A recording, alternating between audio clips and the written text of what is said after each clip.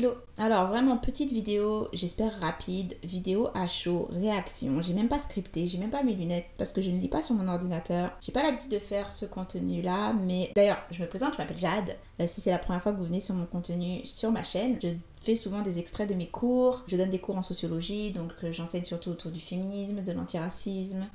N'hésitez pas à faire un tour dans le back catalogue. Normalement mes vidéos sont scriptées, mais aujourd'hui on y va à l'arrache. C'était pas la vidéo que je comptais faire, c'était même pas le contenu que je comptais ou le sujet que je comptais aborder. Mais de temps en temps, on a besoin de juste allumer la caméra et je l'apprends à personne, la décision aux États-Unis qui revient sur le droit à l'avortement. Il y a eu énormément de couverture médiatique, le monde entier en parle, le monde entier buzz. Le contenu médiatique, la réaction médiatique, notamment la réaction des réseaux sociaux autour de cette décision m'interpelle tout particulièrement. Bien sûr, je ne suis pas la seule et franchement, le contenu de cette vidéo, j'invente pas l'eau chaude. D'ailleurs, je vais vous mettre comme d'habitude toutes les ressources en bas, mais vous avez dû le voir autour de la décision de la Cour suprême, il y a eu beaucoup cette association avec le livre La Servante écarlate de Margaret Atwood, et plus particulièrement son adaptation en série télé, La Servante écarlate également en français, mais en anglais The Handmaid's Tale, qui, si jamais vous ne connaissez pas, met en place une société dystopique aux États-Unis où les femmes ont littéralement perdu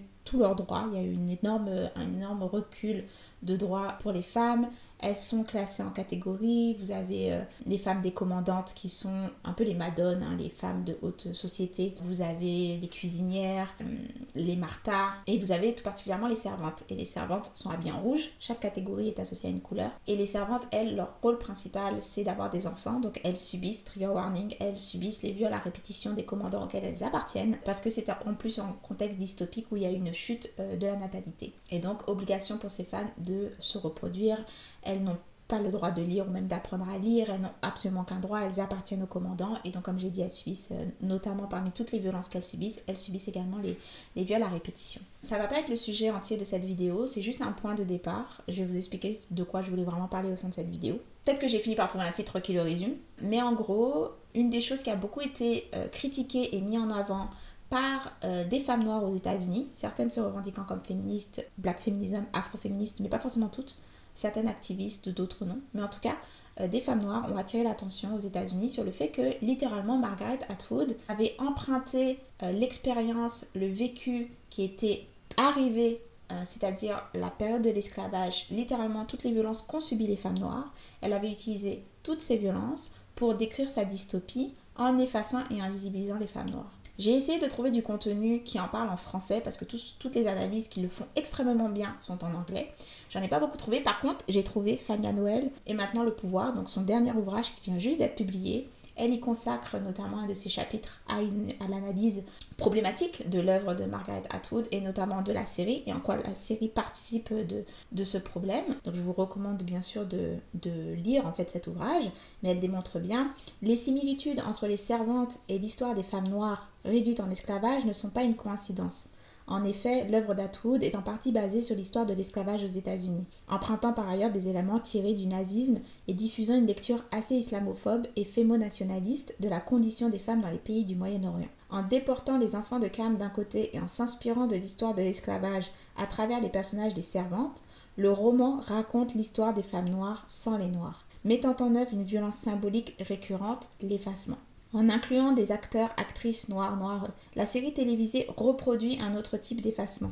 Une femme blanche devient le centre de la résistance politique dans une histoire basée sur l'histoire des femmes noires en Amérique. Dans les deux cas, les femmes noires sont des figurantes narratives et non des agentes politiques, dans une histoire fondée sur l'héritage de l'exploitation des Noirs en général et des femmes noires en particulier. Donc je voulais partir de ce point de départ parce que l'usage de la Servante écarlate comme une analogie, comme une métaphore en fait, n'est absolument pas anecdotique. Ça s'inscrit dans un habitus d'utiliser l'analogie pour parler systématiquement de violence en se basant sur le vécu notamment des communautés noires, mais pour parler de tout ce qui ne touche pas les communautés noires. Et je vais développer sur mon argument dans le sens dans un habitus. Prenez le Don't Ask, Don't Tell. Le Don't Ask, Don't Tell, c'est une politique aux États-Unis qui avait été mise en place au sein de l'armée sous l'administration Clinton, donc en 1993. En gros, on avait mis en place cette politique de Don't Ask, Don't Tell dans le sens je ne te pose pas de questions et tu ne m'en parles pas. Tant que personne n'en parle et personne ne sait, on fait comme si de rien n'était.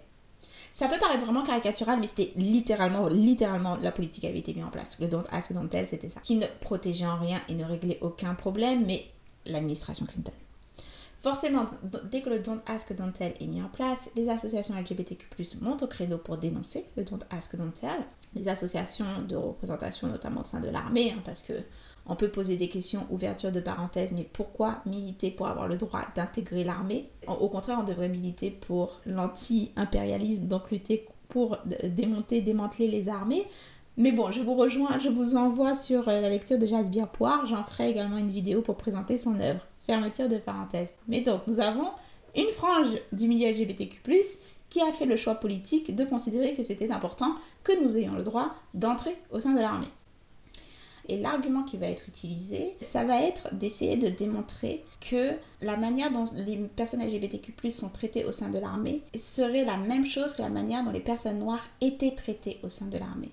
En gros, l'argument, ça a été, à une époque, au sein de l'armée, on refusait que les personnes noires servent. Et on a fini par considérer que c'était un enjeu de discrimination, que c'était un enjeu qui portait atteinte aux droits civiques. Et donc désormais, on autorise les personnes noires à servir au sein de l'armée. Ce que vous êtes en train de faire aux communautés LGBTQ+, c'est la même chose que vous faisiez envers les communautés noires. Et donc, puisque vous avez réalisé que c'était un enjeu de droits civiques pour les personnes noires, vous devriez prendre la même décision concernant les communautés LGBTQ+. Pour vous résumer l'affaire, vous avez des associations LGBTQ+, qui sont montées en créneau en disant « Nous sommes les nouveaux noirs de l'armée ». Face à cet argument, des associations de défense des communautés noires au sein de l'armée sont montées au créneau en accusant le milieu LGBTQ+, d'oser utiliser un tel argument. Et donc, on s'est retrouvé dans une situation où littéralement, on avait deux milieux activistes de lutte qui luttaient pour le droit à servir l'armée, qui s'écorchaient à coups de tribunes publiques dans les médias pour dire si oui ou non la communauté LGBTQ+, avait le droit de se comparer à ce que vivaient les communautés noires. Et là-dessus, l'armée était comme « nous allons décider qui a raison ». Donc forcément, là encore, vous avez cet usage de l'analogie qui est utilisé par le milieu LGBTQ+, le fait que nous sommes traités comme des noirs. Il y a tellement de limites à un tel argument. Premier échec qui devrait sauter aux yeux de tout un chacun, il existe des personnes noires LGBTQ+. Le problème avec ce type d'argument, c'est que vous ignorez, invisibilisez et mettez de côté entièrement toutes personnes qui sont à l'intersection de systèmes d'oppression. C'est-à-dire qu'il y a cette considération que les personnes LGBTQ+, sont forcément blanches. Parce que si vous avez un argument pareil, c'est que vous effacez toute possibilité d'existence des personnes noires. Lorsque vous arrivez avec un tel argument en disant « nous sommes les nouveaux noirs de l'armée », ce qui est sous-entendu par votre discours, c'est qu'il n'y a plus de problème de racisme en fait. C'est le passé, c'est réglé. Forcément, le milieu de défense des communautés noires au sein de l'armée est monté au créneau en disant « de quel droit osez-vous vous présenter comme les nouveaux noirs quand nous continuons à subir des multiples discriminations au sein de l'armée. » Encore une fois, pourquoi est-ce que tout le monde lutte pour avoir le droit de servir à l'armée? Ce serait ça le véritable enjeu, mais c'est pas grave. Dernier échec de cet argument, vous mettez en équivalence deux systèmes d'oppression différents. Alors, ces systèmes d'oppression, que ce soit le racisme ou les LGBTQ+ phobie, sont des systèmes de discrimination qui ont certaines similitudes, qui vont avoir un ancrage à lequel elles se rejoignent, tout à fait. Mais on ne peut pas considérer que ces deux systèmes sont équivalents parce qu'il y a des spécificités dans la manière dont ces systèmes se déploient. Donc oui, on parle de discrimination, oui, on parle de violence, oui, on parle par exemple de refus de recruter au sein de ces communautés ou de les empêcher de servir. N'empêche que la manière dont va se déployer la discrimination raciale n'est pas la même que la manière dont va se déployer les discriminations liées à l'orientation sexuelle et ou à l'identité de genre. Et donc lorsqu'on crée ce type d'analogie, on unifie en fait leurs spécificités. Ce qui rend d'autant plus difficile ensuite de dénoncer ces violences, puisqu'on ne peut plus pointer du doigt la spécificité de ces violences. Donc, big échec. Tout ça pour revenir sur habitus de l'analogie, un énorme échec. On a fini par enlever le Don't Ask, Don't Tell en 2011, mais je vous mets en barre d'infos un très bon article qui refait toute l'histoire en fait autour de cette analogie et à quel point ça a été extrêmement difficile d'en revenir. C'était du n'importe quoi et au final ça a renforcé le pouvoir décisionnaire de l'armée qui se retrouvait à être le juge de décider si oui ou non on pouvait parler de droits civiques. Quel groupe avait raison dans cette bataille? Je suis directement partie aux États-Unis pour vous donner un premier exemple de ce type d'analogie et pourquoi je dis ok, ce qui se passe avec la Servante écarlate en fait c'est un espèce d'habitus, le fait d'utiliser le vécu des populations noires pour faire des métaphores où on élimine, efface et marginalise les communautés noires pour démontrer regardez nous sommes traités comme les noirs et c'est ça qui est vraiment outrageant. On n'en est pas à notre premier exercice. Mais on n'a pas besoin d'aller jusqu'aux États-Unis. Au Québec, vous avez la fameuse expression que je vais m'abstenir de dire à haute voix. Si vous ne l'avez jamais entendue, vous êtes bien chanceux et chanceuse. Et très rapidement, parce que je ne peux pas rentrer dans les détails sur toute l'histoire entre communauté francophone et communauté anglophone au Québec, mais il y aurait beaucoup de choses à dire. Mais en gros, à un moment donné, les communautés francophones blanches avaient des conditions de vie si difficiles qu'elles considéraient qu'elles étaient traitées comme les Noirs d'Amérique. Outre le fait que c'est une expression extrêmement grossière, vraiment, et je pense que c'est l'exemple même de la violence de l'analogie et aussi de l'échec de l'analogie, l'idée n'est pas de dénoncer que ce que vivent les communautés noires en Amérique du Nord. L'idée n'est pas de dire « Regardez comment ces communautés sont traitées, c'est une honte pour l'humanité ». L'idée derrière de cette expression, c'est « Regardez comme nous sommes traités, on est si maltraités qu'on pourrait croire qu'on est noir. Et on ne l'est pas, on est traités comme des noirs alors qu'on est blanc, c'est ça qui est choquant ». Tout le côté pernicieux de l'analogie, c'est qu'on reconnaît que les communautés noires subissent ces violences, on reconnaît que leurs conditions de vie sont extrêmement difficiles. C'est pas ça qu'on dénonce. Ce qu'on dénonce, c'est qu'en tant que personne blanche, on puisse subir ce type de violence. Je pense que c'est ce qui me fait monter le plus sur les nerfs.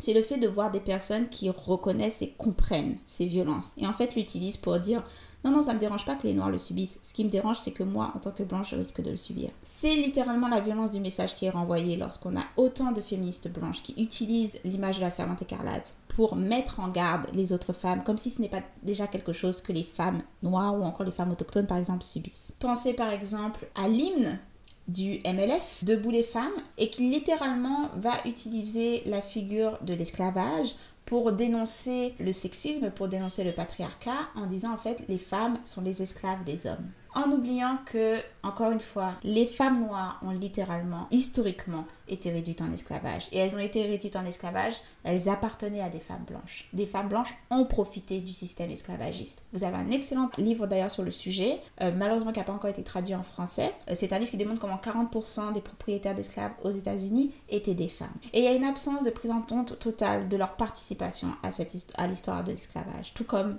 aux différentes violences et discriminations systémiques que continuent de subir les femmes racisées, la manière dont les femmes blanches bénéficient de ce système, la manière dont les femmes blanches ont un nombre inconsidérable de privilèges associés à leur appartenance raciale. Mais en gros, il y a une absence totale de prise en compte de oui, peut-être vous êtes opprimé en tant que femme, mais vous savez aussi être oppresseur en tant que femme blanche. Donc voilà, en gros, je voulais vraiment faire une petite vidéo rapide. Je développerai là-dessus et je ferai des liens quand ils existeront. Est-ce qu'il faut critiquer le discours qui entoure la servante écarlate et l'association qui est faite, encore une fois, comme si c'était une dystopie ou une fiction, alors que les femmes noires ont littéralement vécu ces violences-là? Bien sûr qu'il faut critiquer.